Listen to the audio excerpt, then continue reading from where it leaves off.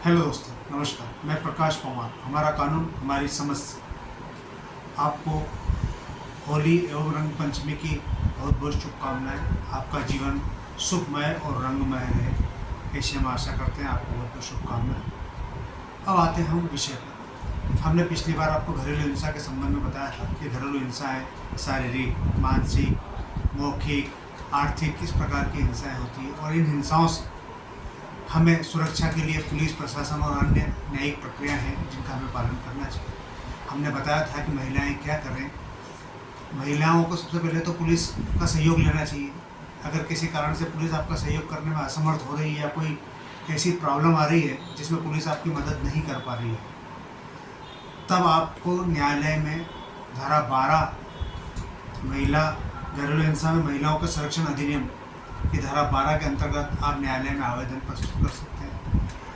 आवेदन का एक प्रारूप दिया गया है जो नियम 8(1)(2) में पूरा प्रोफार्मा बनाया गया फार्म के रूप में। उस फार्म को आप पूरा अपनी समस्याओं से भरें, उसमें जो जो चीज़ें दे रखी है आप बताएं और अपनी समस्याओं को हल उस आवेदन में। उस आवेदन को लेने के बाद न्यायालय धारा 13 के अंतर्गत उनको नोटिस जारी करेगा।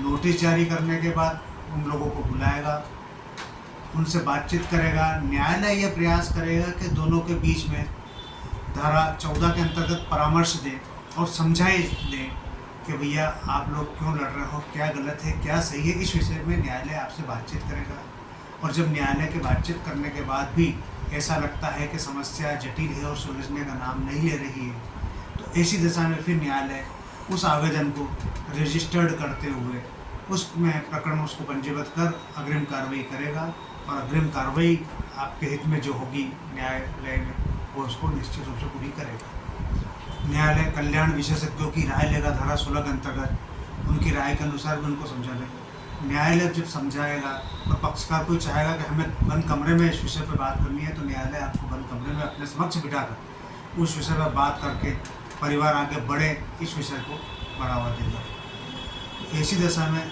जब हमें आवश्यकता हो तो हमें न्यायालय का सहयोग लेना चाहिए और न्यायालय हमेशा आपके लिए सहयोगी रहेगा। आपके ऊपर अत्याचार न हो यह पूरा प्रयास करेगा और अगर समझौता में भी अगर सफल नहीं होता है तो फिर न्यायालय गुण दोषों के आधार पर प्रकरण में विचारण कर जो न्याय हित में होगा, जो जिसके न्याय हित में होगा, महिलाओं के हित में होगा तो महिलाओं के फेवर में निर्णय दे सकता है, अगर महिलाओं के खिलाफ होगा तो महिलाओं के खिलाफ निर्णय दे सकता है। पर आपको न्याय प्राप्त होगा और आपको इस न्याय प्राप्त करने के लिए हर संभव प्रयास ये करना चाहिए कि न्यायालय में जाना ही चाहिए।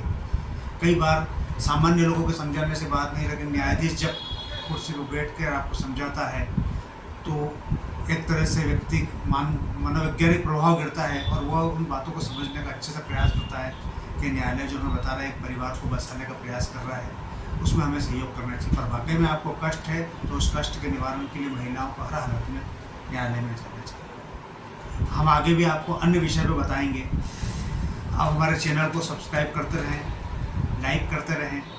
आपको किसी अन्य विषय पर जानकारी चाहिए तो आप हमें मैसेज के माध्यम से बता सकते हैं कि आप हम इस विषय पर हमें जानकारी दें। हम आपको आगामी वीडियो में हम अब ये बताएंगे कि व्यक्ति की अंतिम इच्छा वसीयत क्या होती है और वसीयत क्यों करना चाहिए। इस विषय पर हम अपने आगे एपिसोड में बताएंगे। तब तक के लिए आपको नमस्कार। स्वस्थ रहें, सुखी रहें।